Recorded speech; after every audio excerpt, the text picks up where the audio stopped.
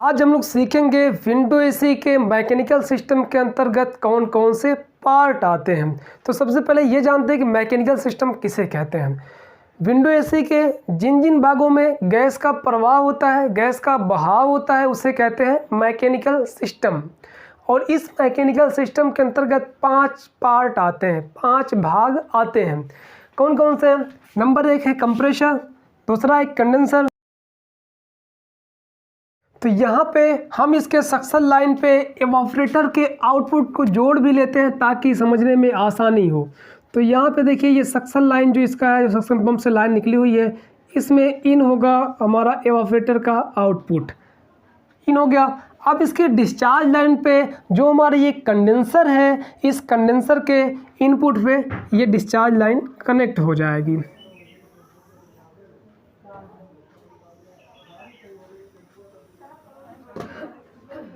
बस, तो कंप्रेसर का मतलब आपको समझ में आ गया क्या होता है। गैस को एक स्थान से खींचना और दूसरे स्थान पे फेंकना, जिससे कि हमारे सिस्टम में, पूरे सिस्टम में गैस घूमती रहती है और गैस घूमने की वजह से हमारे रूम में ठंडक प्रदान होती है, ठंडी हवा आती रहती है। तो अब यहाँ पे ये तो क्लियर हो गया कंप्रेसर। अब अगला जानते हैं कंडेंसर के बारे में। तो यहाँ पे देखिए ये कंडेंसर लगाया गया है, ये कंडेंसर है जो कि हमारे एसी में लगा होता है। इस कंडेंसर के पीछे एक फ़ैन भी लगा होता है जो कि इसको हवा देता रहता है, इस कंडेंसर को हवा देता रहता है। और उसके अंदर जो गैस है, जो उसके अंदर गर्म गैस है, हीट गैस है, गर्म गैस है, उस गर्म गैस को ठंडा करता रहता है, जिससे कि जब ये गैस ठंडा होता है, मतलब भाप जब पानी में बदलता है, फिर उसके बाद मतलब लिक्विड में बदलता है या पानी में बदलता है, तो फिर ये आगे जाती है, तो फिर यही ठंडा करती है। अगर यही फ़ैन रोक दिया जाए तो इसकी जो हीटिंग है,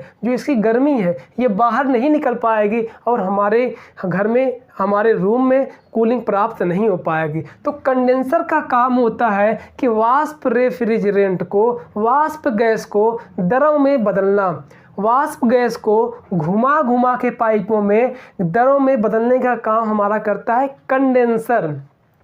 इसको और आसान बना देते हैं। देखिए इसमें से जब गैस जाती है तो हाई टेम्परेचर में जाती है, ज़्यादा हीट में जाती है, मतलब भाप बन के जाती है। तो जब भाप बन के गैस जाती है तो गर्म होती है पूरी, और जब इसमें घूमती है और इस पर जब ये हवा फेंकता है कंडेंसर पे, तो उस हवा के ज़रिए से ये जो इसमें गैस घूम रही, गर्म गैस, भाप गैस, वो पानी में धीरे धीरे बदल जाती है और पानी में बदल करके फिर जब आगे जाती है तो फिर वही ठंडा करती है। तो मतलब ये भाप को पानी में बदलने का काम करता है कंडेंसर, जिससे कि गैस ठंडी हो जाती है, फिर एवापोरेटर में आती है, तो फिर उस पर जब हवा लगती है तो वो ठंडी हवा होकर के हमारे रूम में आती है।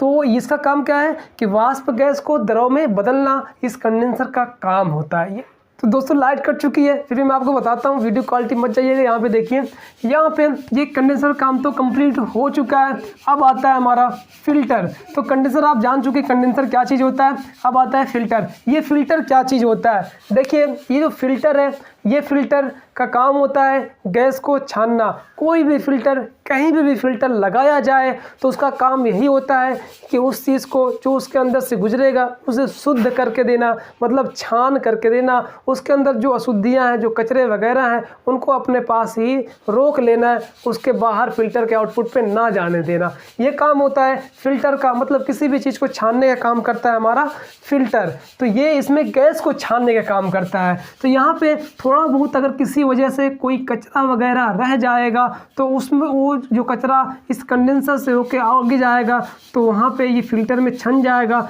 उसके बाद फिर कैपिलरी में जाएगा। कैपिलरी एक बहुत ही पतली पाइप होती है। अगर फिल्टर ना लगाया जाए तो ये जो कचरा है, ये कचरा कैपिलरी ट्यूब को जाकर जाम कर देगा, जिससे कि गैस का प्रवाह, गैस का बहाव रुक जाएगा। इसलिए फिल्टर को हम लोग कंडेंसर के आउटपुट पे और कैपिलरी के इनपुट पे लगाते हैं, ताकि कंडेंसर से अगर कभी कोई कचरा थोड़ा बहुत आगे जाए तो वो फिल्टर में ही रुक जाए और ये कैपिलरी में ना जा पाए। इसमें सिर्फ जाली लगी होती है। वो जाली क्या करती है? इसके जो कचरे को रोकने का काम करती है। तो यहाँ पे आपको ये समझ में आ गया होगा फिल्टर का काम क्या होता है। अब उसके बाद है कैपिलरी ट्यूब। तो चलिए अब फिल्टर को पहले जोड़ लेते हैं, फिर आपको कैपिलरी के बारे में बताते हैं। तो फिल्टर ये कंडेंसर के आउटपुट पे जुड़ा होता है। तो यहाँ पे हम इसको जोड़ लेते हैं। अब फिर उसके बाद है कैपिलरी ट्यूब। तो चलिए इसको पहले इसमें भी जोड़ लेते हैं, जो हमारा फिल्टर है। अब जानते हैं कैपिलरी ट्यूब का काम क्या होता है। कि कैपिलरी ट्यूब का काम होता है कि हाई प्रेशर गैस को लो प्रेशर में चेंज करना, मतलब कि गैस की तीव्रता को कम करने का काम हमारी कैपिलरी करती है। तो जब यहाँ से गैस निकलेगी तो बहुत तेज़ी से गैस निकलती है पूरे प्रेशर के साथ, कंडेंसर में घूमती है और घूमने के बाद प्रेशर से यहाँ फिल्टर से कैपिलरी के पास आती है। और जैसे ही कैपिलरी के पास आती है तो यहाँ पे इसका जो होल है ये बहुत ही बारीक होता है, और बारीक होल होने की वजह से यहीं पे गैस रुक जाती है। मतलब स्लो इसके अंदर से, कैपिलरी के अंदर से गैस प्रवाहित होती रहती है धीरे धीरे, जिससे कि अब यहाँ पे थोड़ा दबाव बनेगा गैस का, मतलब गैस यहाँ पे थोड़ा स्लो हो जाएगी, यहाँ पे थोड़ा गैस रुकेगी कंडेंसर पे, जिससे कि ये फ़ैन चलता रहता है। फ़ैन के चलते रहने की वजह से इस पर हवा लगती रहती है कंडेंसर पे, और उसके अंदर जो वाष्प गैस है वो द्रव में बदल जाती है। अगर यही कैपिलरी नहीं होती तो बहुत तेजी से प्रेशर आता और कंडेंसर में घूमता और घूम के तुरंत एवापोरेटर में चला आता, जिससे कि वाष्प गैस द्रव में बदल ही नहीं पाती, गर्म गैस ठंडी गैस में बदल ही नहीं पाती, और फिर क्या होता कि फिर ये हमारा कूलिंग कर ही नहीं पाता सिस्टम सही तरीके से। तो इसलिए कैपिलरी लगाते हैं ताकि इसके प्रेशर को कंट्रोल किया जाए और कंट्रोल करके फिर कूलिंग को प्राप्त किया जाए। तो यहाँ पे देखिए, जैसे ही यहाँ पे गैस आती है कैपिलरी के पास, तो कैपिलरी से जब निकलती है धीरे धीरे यहाँ से होकर आगे बढ़ती है द्रव गैस, तो जैसे ही यहाँ पे जब पतली पाइप से मोटी पाइप में जैसे ही गैस आती है, मतलब कि एवापोरेटर में जैसे ही आती है, तो यहाँ पे स्प्रे मारती है, फुहारा मारती है। फुहारा के जैसे ही फुहारे यहाँ पे मारेगी, जैसे ही स्प्रे मारेगा तो ये तुरंत वहीं से कूलिंग स्टार्ट हो जाती है। इस वाले से भी मारेगा और यहाँ पे भी फुहारा पूरी तरीके से निकलेगा, मतलब स्प्रे निकलेगा, और जैसे स्प्रे निकलेगा तो उस स्प्रे से कूलिंग पूरी स्टार्ट हो जाती है, मतलब कि पूरा अच्छी तरीके से ये यहाँ पे कूलिंग देने लगता है। यहाँ पे गैस जैसे ही फुहारे में निकलता है तो यहाँ पे कूलिंग इस तरीके से स्टार्ट हो जाती है, और फिर ये जो पाइपें इसके अंदर ये पूरी ठंडी हो जाती हैं। तो यहाँ से गैस निकल करके जैसे ही फुहारा बनता है, मतलब कि प्रेशर फुहारा बनता है, स्प्रे बनता है, यहाँ से जैसे ही निकलती है गैस यहाँ पे स्प्रे के फॉर्म में निकलती है, जिससे कि यहाँ पे कूलिंग स्टार्ट हो जाती है। तो एक चीज़ और बता दूं मैं आपको कि ये कैपिलरी इसमें दो लगाई गई है। देखिए एसी जो होती है ना, जो विंडो एसी होती है, उसमें 2 या 3 कैपिलरियाँ लगाई जाती हैं, एक नहीं लगाई जाती, 2 या 3 लगाई जाती हैं। ये 2-3 क्यों लगाई जाती हैं? फ्रिज में तो एक ही लगता है। तो मैं आपको बता दूँ, इसके कंप्रेसर का जो प्रेशर है ये बहुत ही ज़्यादा होता है, मतलब फ्रिज के अब अच्छा इसका कंप्रेसर का प्रेशर जो है ये ज़्यादा होता है। इसकी वजह से इसके प्रेशर को कंट्रोल करने की वजह से 2 या 3 कैपिलरी लगाई जाती है। एक कैपिलरी इसके प्रेशर को नहीं कंट्रोल कर पाएगी, इसलिए यहाँ पे 2 या 3 कैपिलरी लगाई जाती है ताकि इसके कंप्रेसर के प्रेशर को ये कंट्रोल कर पाए सही तरीके से। तो इसीलिए 2 या 3 कैपिलरी लगाई जाती है। फिर चलिए ये तो क्लियर हो गया हमारा, ये कंप्रेसर क्लियर हो गया क्या होता है, कंडेंसर हो गया और फिल्टर हो गया, कैपिलरी हो गया। अब जानते हैं एवापोरेटर के बारे में कि एवापोरेटर क्या चीज़ होता है। तो एवापोरेटर जो है इसका काम क्या होता है? इसका काम ये होता है, एवापोरेटर का काम होता है किसी भी वस्तु या स्थान की गर्मी को शोषित कर अपने कूलिंग का प्रभाव उस जगह पे छोड़ देना। मतलब कि किसी भी वस्तु या स्थान की गर्मी को ये खींचता है अपनी तरफ और अपनी कूलिंग उसको देता है, जिससे कि वो वस्तु और स्थान ठंडे होते रहते हैं। ये इसका काम होता है। एक और काम होता है, वो क्या होता है? वो ये होता है कि जब इसमें गैस जाती है तो द्रव के रूप में जाती है। जब इसमें गैस एंट्री करती है, जाती है कैपिलरी के द्वारा, तो ये द्रव के रूप में जाती है, लेकिन जब वापस आती है तो वाष्प के रूप में आती है, भाप के रूप में वापस आती है। ये कैसे करता है?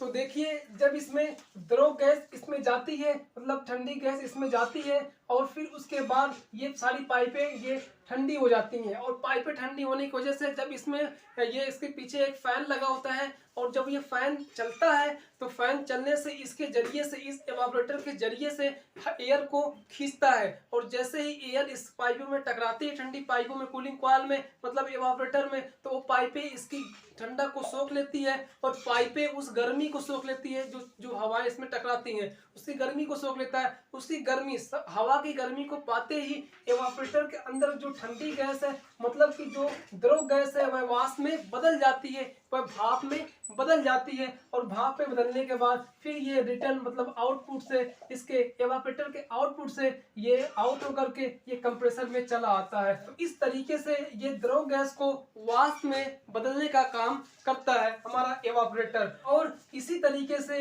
ये कंप्रेसर इस गैस को मतलब इसमें जो गैस रहती है उस गैस को इस सारे पाइपों में घुमाने का काम करता है। एक तरफ से खींचता है और तरफ फेंकता रहता है, मतलब घुमाता रहता है इस गैस को इसमें पाइपों में, तो ये कूलिंग प्रदान होती रहती है।